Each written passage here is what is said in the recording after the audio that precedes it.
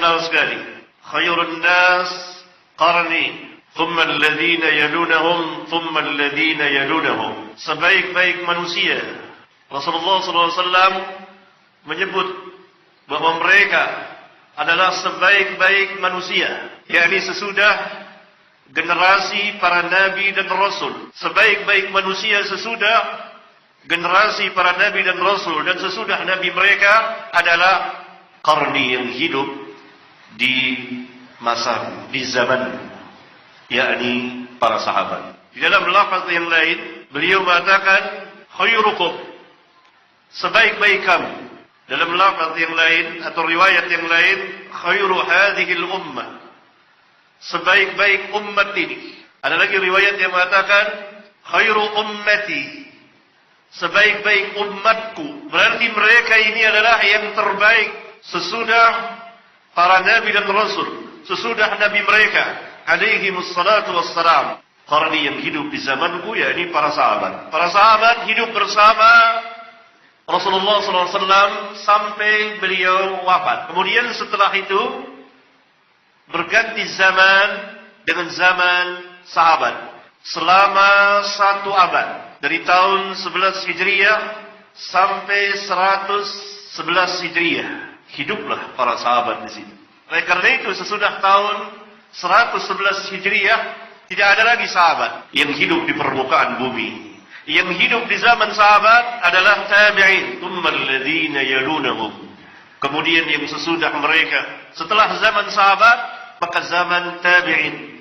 Dan hidup pada zaman tabi'in, atba'ut tabi'in, tsummal ladzina yalunahum. Kemudian yang sesudah mereka. Inilah 3 generasi terbaik, dan mereka inilah yang dinamakan kaum salaf. Mereka inilah ahlus sunnah. Mereka inilah al-firqah an-najiyah. Fatwa MUI tentang salafi. Berikut ulasannya. Dikutip dari tulisan @berhijrah_52, diberi judul Fatwa MUI tentang salafi. Dalam tulisan tersebut, penulis memaparkan, yaitu 1. Salafi bukanlah sekte atau aliran partai ataupun organisasi massa. Sebagian yang mengira salafi adalah sebuah sekte aliran sebagaimana Jamaah Tabligh, Ahmadiyah, Naqsabandiyah, LDII ataupun yang lainnya, ataupun sebuah organisasi massa sebagaimana NU, Muhammadiyah, Persis, Hizbut Tahrir dan lain sebagainya. Ini adalah salah kaprah. Namun salafi adalah manhaj atau metode beragama, sehingga semua orang di seluruh pelosok dunia, dimanapun dan kapanpun adalah seorang salafi. Jika ia beragama Islam dengan manhaj salaf tanpa dibatasi keanggotaan. Sebagaimana sebagian orang juga mengira dakwah salafiyah adalah gerakan yang dicetuskan dan didirikan oleh Syekh Muhammad bin Abdul Wahab rahimahullah. Ini juga kesalahan yang besar. Penulis juga memaparkan, dijelaskan oleh Syekh Ubaid yang ringkasnya, dakwah salafiyah tidak didirikan oleh seorang manusia, bukan oleh Syekh Muhammad bin Abdul Wahab rahimahullah bersama saudaranya Imam Muhammad bin Su'ud, tidak juga oleh Syekhul Islam Ibnu Taimiyah dan murid-muridnya, bukan pula oleh imam mazhab yang 4, bukan pula oleh salah seorang tabi'in, dan bukan pula didirikan oleh seorang nabi pun. Melainkan dakwah salafiyah ini didirikan oleh Allah Subhanahu wa taala karena para nabi dan orang-orang sesudah mereka menyampaikan syariat yang berasal dari Allah Subhanahu wa taala. Dalam dakwah salafiyah tidak ada ketua umum salafi, cabang salafi Jogja misalnya, cabang Cianjur dan lain sebagainya, salafi daerah, tata tertib salafi, ADART salafi, alur kaderisasi salafi, dan tidak ada muassis ataupun tokoh pendiri salafi. Tidak ada pendiri salafi melainkan Allah serta Rasulnya. Tidak ada ADART salafi melainkan Al-Quran dan As-Sunnah dengan pemahaman para sahabat. Penulis juga melanjutkan, yang apakah salafi gemar mengkafirkan dan membid'ahkan? Musuh utama seorang muslim adalah kekufuran dan kesyirikan. Karena tujuan Allah Subhanahu wa taala menciptakan makhluknya agar makhluknya hanya menyembah Allah semata. Allah Subhanahu wa taala berfirman, sungguh kesyirikan adalah kezaliman yang paling besar.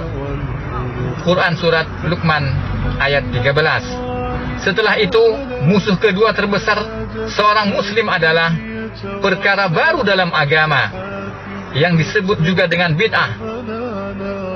Karena jika orang dibiarkan berbuat perkara baru dalam beragama, akan hancurlah Islam karena adanya peraturan, ketentuan, ritual baru yang dibuat oleh orang-orang belakangan.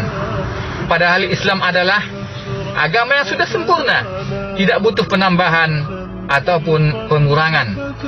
Rasulullah Shallallahu Alaihi Wasallam bersabda, setiap bid'ah adalah kesesatan. Hadis riwayat Muslim. Maka tentu tidak bisa disalahkan ketika ada dai yang secara intens mendakwahkan tentang bahaya syirik dan bid'ah, mengenalkan bentuk-bentuk kesyirikan dan kebid'ahan agar umat terhindar darinya. Bahkan inilah bentuk sayang dan perhatian terhadap umat. Kemudian para ulama melarang umat Islam untuk sembarang menvonis bid'ah, sesat, apalagi kafir kepada individu-individu tertentu. Karena vonis yang demikian bukanlah perkara remeh. Diperlukan timbangan Al-Quran dan As-Sunnah, serta memperhatikan kaidah-kaidah yang telah ditetapkan oleh para ulama. Menjelaskan perbuatan kufur bukan berarti memvonis semua orang atau semua pelakunya itu per individu pasti kafir. Begitu juga menjelaskan kepada masyarakat bahwa perbuatan tersebut adalah perbuatan bid'ah, bukan berarti menvonis pelakunya pasti ahlul bid'ah. Yang ketiga adalah, apakah salafi memecah belah umat? Untuk menjelaskan permasalahan ini, perlu pembaca ketahui tentang 3 hal pokok. Yang pertama adalah, perpecahan umat adalah sesuatu yang tercela.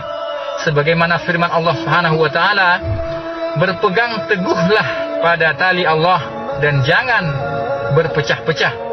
Quran surat Ali Imran ayat 103. Kedua, perpecahan umat adalah suatu hal yang memang dipastikan terjadi dan bahkan sudah terjadi. Sebagaimana dikabarkan oleh Rasulullah Shallallahu Alaihi Wasallam, umatku akan berpecah menjadi 73 golongan. Semuanya akan masuk neraka kecuali 1. Maka kami pun bertanya, siapakah yang 1 itu ya Rasulullah? Beliau Shallallahu Alaihi Wasallam menjawab, orang-orang yang berada pada jalanku dan jalannya para sahabatku di hari ini. Hadis riwayat Tirmidzi. Penulis juga melanjutkan, yang ketiga, persatuan Islam bukanlah semata-mata persatuan badan, kumpul bersama dengan keadaan akidah yang berbeda-beda, mentoleransi segala bentuk penyimpangan. Yang penting masih mengaku Islam. Bukan itu persatuan. Bukan itu persatuan Islam yang diharapkan. Perhatikanlah baik-baik hadis tadi. Saat umat Islam berpecah-pecah, seolah-olah Rasulullah Sallallahu Alaihi Wasallam memerintahkan untuk bersatu pada satu jalan, yaitu jalan yang ditempuh oleh para sahabat. Inilah yang dinamakan manhaj salaf. Sehingga penulis juga melanjutkan, sehingga ketika ada seorang yang menjelaskan kesalahan-kesalahan dalam beragama yang dianut sebagian kelompok, aliran atau partai atau ormas Islam, bukanlah upaya untuk memecah belah umat, melainkan sebuah upaya untuk mengajak umat bersatu di satu jalan yang disebutkan oleh Rasulullah Sallallahu Alaihi Wasallam tersebut. Bahkan adanya bermacam-macam aliran, sekte, partai, dan ormas Islam Itulah yang menyebabkan perpecahan sebenarnya. Karena mereka tentu akan loyal kepada tokoh-tokoh mereka masing-masing, loyal kepada peraturan mereka masing-masing, loyal kepada tradisi mereka masing-masing, bukan loyal kepada Islam yang sesungguhnya. Selain itu, jika ada saudara kita yang terjerumus dalam kesalahan, siapa lagi yang hendak mengkoreksi kalau bukan kita sesama muslim? Dan bukankah Rasulullah Shallallahu Alaihi Wasallam bersabda, agama itu adalah nasihat? Hadis riwayat Muslim. Dan jika koreksi itu benar, bukankah wajib menerimanya dan menghempas jauh kesombongan? Rasulullah Shallallahu Alaihi Wasallam bersabda, kesombongan itu adalah menolak kebenaran dan meremehkan manusia. Hadis riwayat Muslim. Yang keempat adalah, apakah salafi aliran sesat?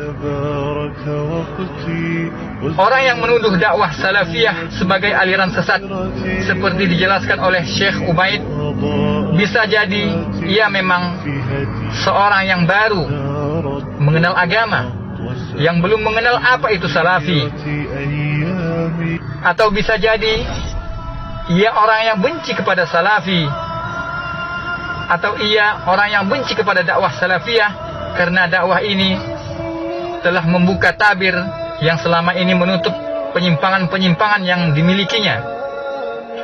Anggapan ini sama sekali tidak benar karena dua hal. Yang pertama adalah dakwah salafiyah bukan aliran atau sekte tertentu sebagaimana telah dijelaskan. Kedua, sebagaimana telah diketahui bahwa sesuatu dikatakan tersesat jika ia telah tersasar dari jalan yang benar dan menempuh jalan yang salah. Maka bagi yang menuduh hendaknya mendatangkan bukti bahwa dakwah salafiyah menyimpang dari ajaran Al-Quran dan As-Sunnah yang benar-benar dibawa oleh Rasulullah Sallallahu Alaihi Wasallam dan diamalkan oleh para sahabat radhiyallahu anhum ajma'in. Niscaya mereka tidak akan bisa mendatangkan buktinya. Sebagaimana yang dijelaskan Majelis Ulama Indonesia Jakarta Utara dalam menanggapi kalimat-kalimat yang miring yang menuduh bahwa salafi adalah aliran sesat. Dalam surat edaran MUI Jakarta Utara tersebut tanggal 8 April 2009 berjudul Pandangan MUI Kota Administrasi Jakarta Utara tentang salaf atau salafi. Dalam surat edaran tersebut ditetapkan, pertama, menjelaskan tentang salafi. Salafi atau salaf tidak termasuk ke dalam 10 kriteria sesat yang telah ditetapkan oleh MUI. Sehingga salaf atau salafi bukanlah merupakan sekte ataupun aliran sesat sebagaimana yang berkembang belakangan ini. Penamaan salafi ini bukanlah penamaan yang baru saja muncul, namun sejak dahulu sudah ada. Dakwah salafiyah adalah ajaran untuk memurnikan agama dengan kembali kepada Al-Quran dan As-Sunnah dengan menggunakan pemahaman para sahabat radhiyallahu anhum ajma'in. Kedua, nasihat dan tausiah kepada masyarakat. Hendaklah masyarakat tidak mudah melontarkan kata-kata sesat kepada suatu dakwah tanpa diklarifikasi terlebih dahulu. Hendaknya masyarakat tidak terprovokasi dengan pernyataan-pernyataan yang tidak bertanggung jawab. Kepada para dai, ustadz, tokoh agama, serta masyarakat, hendaknya dapat menenangkan diri serta memberikan penjelasan yang objektif tentang masalah ini kepada masyarakat. Hendaknya masyarakat tidak bertindak anarkis dan main hakim sendiri sebagaimana yang sering terjadi di beberapa daerah, seperti kajiannya dibubarkan dan lain sebagainya. Ini seharusnya tidak akan terjadi lagi. Disambung oleh penulis yang terakhir, agama adalah nasihat, maka kami menasehati diri sendiri dan kaum muslimin sekalian untuk menjadi salafi. Bagaimana caranya? Menjadi seorang salafi adalah dengan menjalankan Islam sesuai dengan apa yang telah dituntunkan Rasulullah Sallallahu Alaihi Wasallam dan dipahami oleh generasi salafus soleh. Wajib hukumnya bagi kita setiap muslim untuk berislam dengan manhaj salaf. Para sahabat Nabi Sallallahu Alaihi Wasallam semua diampuni dosanya oleh Allah Subhanahu Wa Taala. Wajib mengikuti metode beragama para sahabat, perkataan mereka dan akidah-akidah mereka yang sebenar-benarnya. Ya'lamul muwaqqi'in, dinukil dari Kun Salafian Alal Jaddah Abdus Salam bin Salim As-Suhaimi.